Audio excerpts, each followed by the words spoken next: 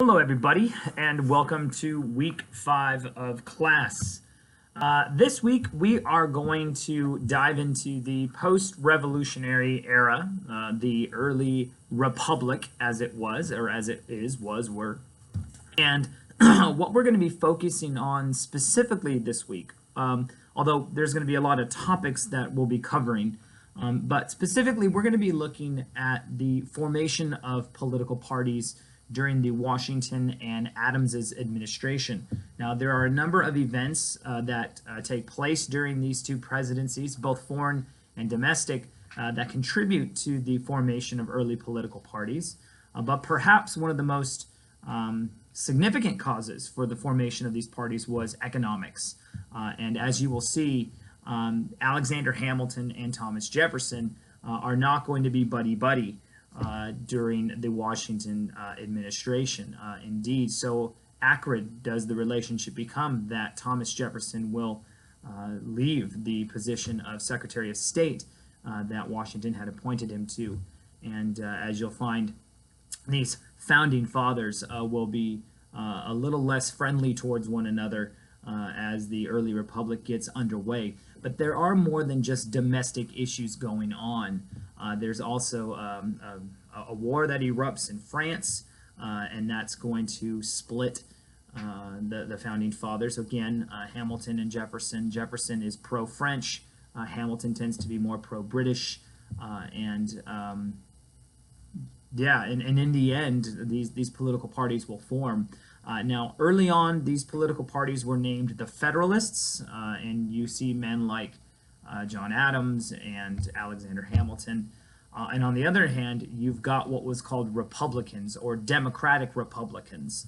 And that term can be somewhat confusing because the Democratic Republicans that Thomas Jefferson was is not necessarily the Democrats or Republicans that exist today. So, you might think of them in terms of what some have called, or I've been told have been called, Jeffersonians, because it was Thomas Jefferson who was sort of the poster child, if you will, of this other political party. But we're going to be looking at some of these root causes, whether they were foreign, such as the war with France, or domestic, such as economic issues. And there were other things as well. There were taxes that were put into place during Washington's administration, such as the whiskey tax. There were moves on behalf of John Adams, specifically the Alien and Sedition Acts, which contributed to the continued formation of these parties. So lots of different things to be looking at this week. One of the other things that I would like for you to look at, if you have time, is the extra credit assignment for this week, which looks at George Washington's farewell address. Washington has been regarded as a precedent president, and that being the first, he set a lot of precedents that others came to follow. One of the things that he actually warns the United States about in the farewell address is to, be leery of faction. Don't allow faction to overwhelm you and overwhelm the country, because he saw the formation of these political parties, and I think in his mind he saw that these parties, as well as other issues, don't make permanent alliances with others. He just saw that, hey man, these are things that may not behoove the United States. So take a look at that, see what you think, let me know. Otherwise, remember, your discussion boards are due by Thursday, 11:59 p.m., and then your subsequent response to another student by Sunday. Otherwise, if you have questions, contact me. I'll get back to you.